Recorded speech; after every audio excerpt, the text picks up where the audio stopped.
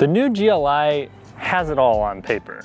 More power, better suspension, and a limited slip differential. But does it have the fun? Let's find out.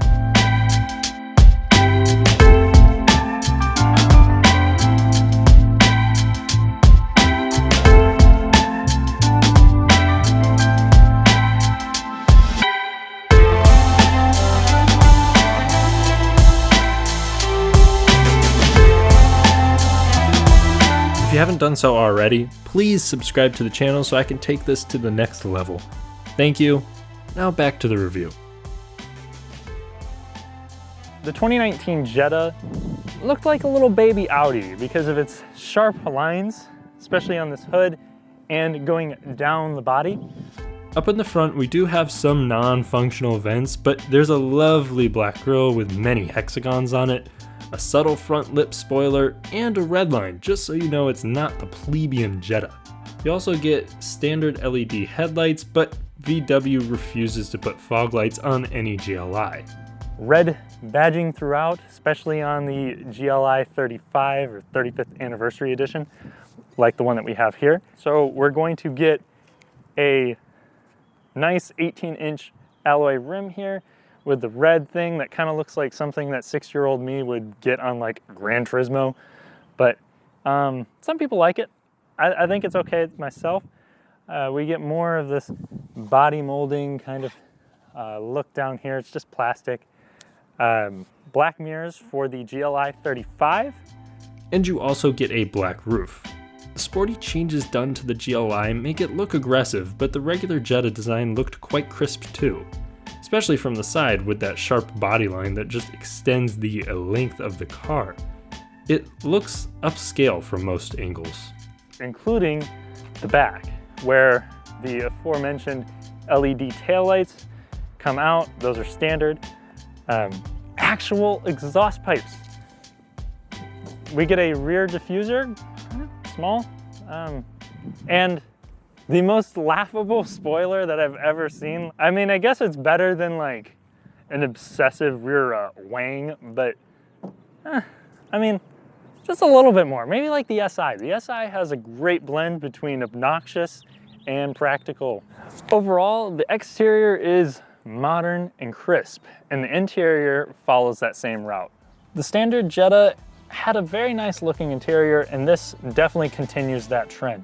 The standard 6.5-inch touchscreen is pretty quick to respond, but not the best. The best is found on the Autobahn with the 8-inch touchscreen. That is beautiful. And then on top of that, you get a 10.25-inch digital cockpit on the Autobahn trim. Here we just have the standard gauge cluster, which is very clean, looks pretty nice. You get a maybe 4-inch screen. The standard speaker system has 6 speakers and gets the job done, but you can also opt for a 400-watt Beats audio system. Apple CarPlay and Android Auto come standard along with seat warmers. The Autobahn trim will grant you leather-cooled seats as well, and dual-zone climate control is standard, as is one-touch up and down windows all around. The S and GLI 35 are pretty similar. You just get some of the cosmetic upgrades with the GLI 35 and a driving upgrade, which I'll talk about later. Aluminum looking trim is found on the steering wheel, which looks really nice, and there's some textured pattern around the Volkswagen logo. Also looks great. We also get aluminum on the door handles, but then on the dash and door panels, there is some faux carbon fiber that doesn't look bad, but I wish it was aluminum instead. If more features is what you want, then consider upgrading to the aforementioned Autobahn trim. If you can forego the extra tech, the S model might be the one for you. If you want more red and a trick suspension, then the GLI 35 will probably fit you best. Piano black plastics are used on the console just a little bit, which is nice because they look good, but they're definitely a fingerprint magnet, but since you don't have to interact with them on a regular basis, it shouldn't be much of an issue. You get red stitching on the shift boot and the seats. These seats aren't bolstered all too heavy, so if you're bigger or you want a less intrusive seat, these are definitely the route to go. One slight advantage that the GLI holds over the GTI is legroom. Up front, you have 41.1 inches of legroom. And in the back, we have a few more inches than the GTI. I can actually sit back here and be comfortable. I mean, you don't get very many things in the form of amenities. You do get one-touch windows and a map pocket, but other than that, I mean, you're gonna get a center armrest and no vents, no USB ports, so you're kind of just left with nothing.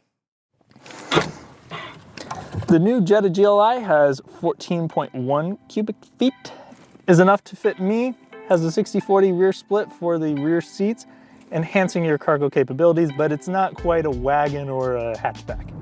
When the 2019 Volkswagen Jetta released, it had gone back to its solid rear suspension, which sparked a little bit of criticism to Volkswagen because they had it in the previous generation. The GLI, you get it back. That's nice. Most people probably aren't going to notice it, but I commend Volkswagen for at least putting that in here because it just shows that they're trying for better handling. Another thing that shows that VW isn't cutting corners is the availability of adaptive dampening on the GLI. Dubbed Dynamic Chassis Control, you can only get it in the 35th Anniversary Edition trim that I have here. It allows a comfort suspension mode to be enabled, but honestly, the sport suspension isn't too rough, so I don't see it as groundbreaking, but it does make the GLI a more rounded package. Let's dive deeper into the comfort level. So, sports sedans in the past, especially sports sedans based on compact cars, were not really the most comfortable, and some still aren't, like the WRX. My old SI is a little bit more harsh, a lot more harsh than the regular Civic. This one does not mess around with that. GTIs have been great at handling comfort and backroad capability for a while now, and that's definitely bled over to the GLI, especially this generation. That means the GLI handles firm but remains composed and taut. It's softer than the SI in regular mode, and in sport for that matter. The quiet road manners also make the Jetta have a premium feel. The seats are bolstered less aggressively than the SI, especially at the hips, and I like the soft touch center console, but the sort of soft elbow rest needs a little bit of improvement. In the past, the GLI had a power deficit to the GTI, but now they share the same 228 horsepower and 258 torques. But I should note the torque comes in at just 1500 RPM, so it has the same amount as the heavier WRX, and it comes in much sooner.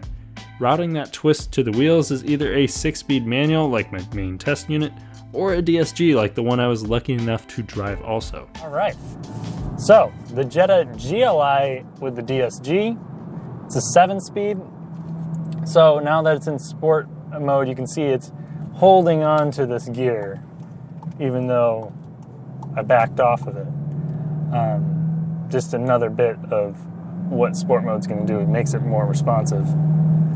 Man, that torque is still really present. Man. So we'll be gentle with it.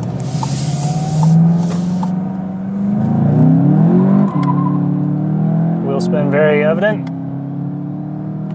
60 arrives very quick. Well, I mean, not very quick, but 0 to 60 will come around 6 seconds. And it feels lightning fast when you can just shift and it's just banging them off.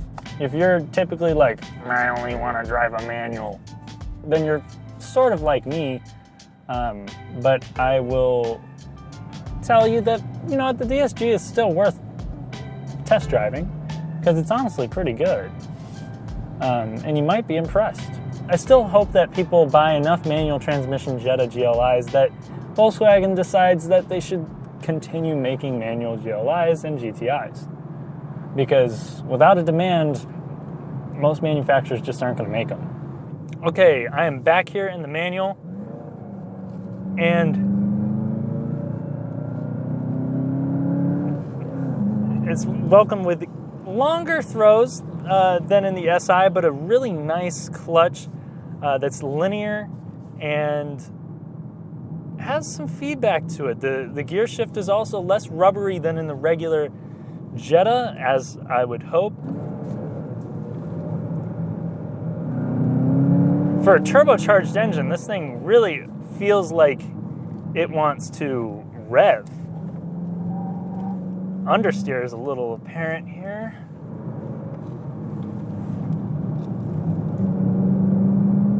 Ooh, but the torque really pulls you out. It's much quicker than the SI is.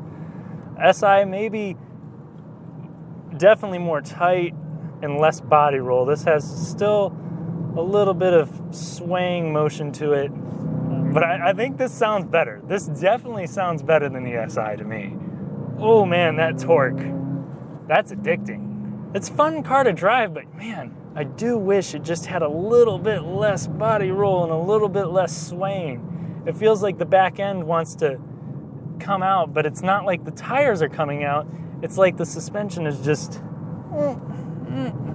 So I guess that's not a very great representation. Steering feel is actually pretty good. It's not like anything to go home and brag about like the Miata is, except, oh man, it's still, there's some feedback and some communication there. As I'm going through here, I can still notice some of the flaws that were in the regular Jetta, but it still puts a smile on my face, and the overall package is still pretty great. I mean, if you think about it, we'll just drive for a little bit. After having it on a back road for a while, I came to the conclusion that the P225 tires let go too quickly when under hard acceleration and in corners. The steering is tight, but also seems a touch behind the GTI and SI in responsiveness, though that doesn't mean it's a slouch.